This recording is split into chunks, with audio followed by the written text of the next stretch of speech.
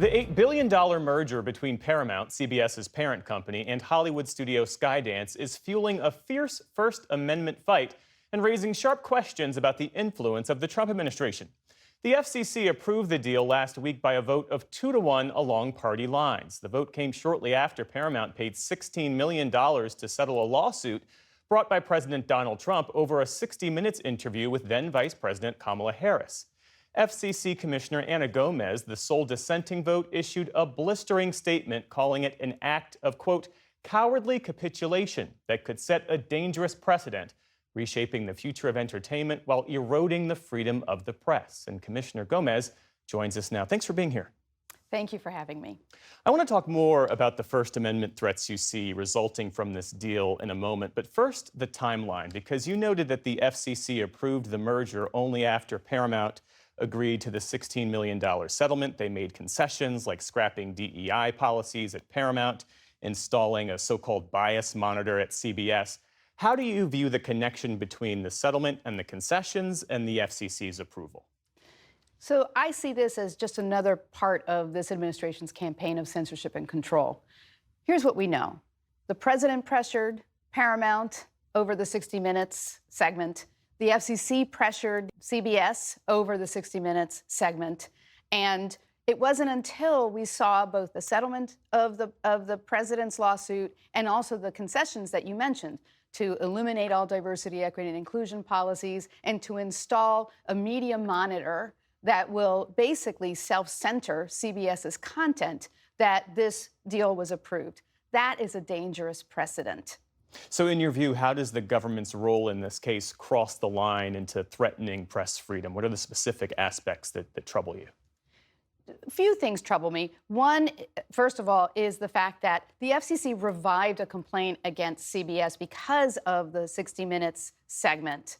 And it did so after the expert staff had found that there was, in fact, no basis in the facts or the law for a complaint against CBS. Just to remind you, of course, this involved an interview with Kamala Harris in which CBS showed a different clip of her answer in one program and another clip in a different program. And this somehow blew up into news distortion.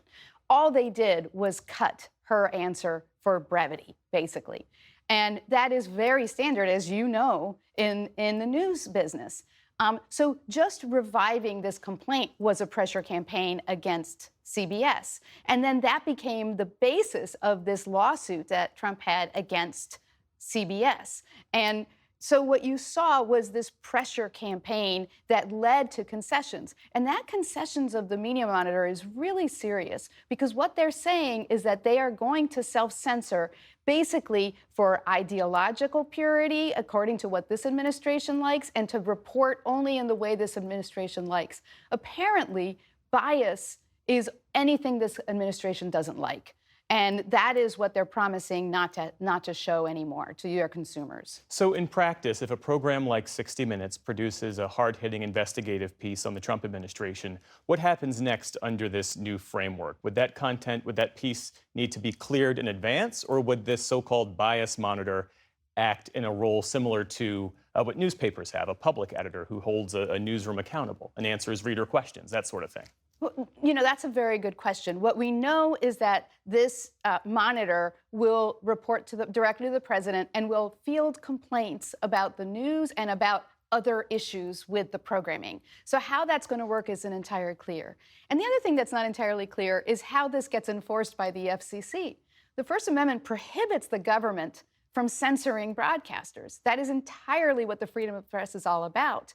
And so if a complaint comes to the FCC and the FCC determines that the content needs to be further censored, it's directly violating both the First Amendment and the Communications Act, which prohibits us from censoring broadcasters.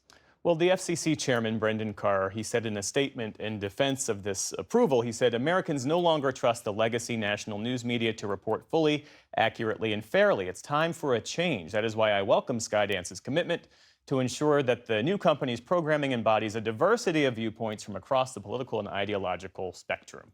What's the danger there? First of all, let's keep in mind that this administration has been the one that has been sowing distrust in the media for the last decade. And so to use this alleged distrust in the media as the reason why the FCC needs to step in and regulate is, I think, disingenuous. So again, the First Amendment protects from government interference in freedom of speech and the freedom of the press. We cannot tell the press how to report, how to make its editorial judgments in its news organization, and we should not. You've emphasized that you have a good working relationship with Chairman Carr, a candid and good working relationship. How does that dynamic affect how you raise dissent within the agency? The chairman and I do work very well together. I'm a very transparent and very direct person. He and I have very good conversations. He knows when I have concerns because I raise them with him, and I also know where he's coming from because he talks about them with me. So our day-to-day working relationship is good, but I am not going to stop raising concerns when I see these violations by this entire administration against the freedom of speech and the freedom of the press. So if this merger is part of a broader assault on the First Amendment, as you say, what remedies exist? What can the public do within your role? What additional proactive steps are you taking to defend press freedom and the FCC's independence? I think it's very important that we all speak up and push back, because the way to address a bully is to push back on a bully. But it's also very important that we encourage people to understand where our freedoms are being violated or assaulted, as you mentioned, because capitulation breeds capitulation, but courage breeds courage. We need all institutions, all corporations, all users, all viewers, all listeners to stand up and push back. Are there specific pending or potential FCC proceedings where you're particularly concerned about similar ideological pressure as you see it, or levers being used in the future? What's happening is this administration is weaponizing the FCC as a licensing authority. So anytime that we have a license request or a transaction, another merger, the sale of a particular station, I am concerned that you are going to see similar demands for concessions that will lead to censorship. Self-censorship, whether it's pressured or imposed by the government, is in and of itself a violation of the First Amendment. And I'm concerned that this will breed more corporate capitulation because the bottom dollar is what these corporations want. They are not protecting their journalists. On that point, given the historical parallels between media regulation and authoritarian control in other countries aimed at whether it's silencing dissent or shaping public opinion, do you see signs of something similar happening in this country?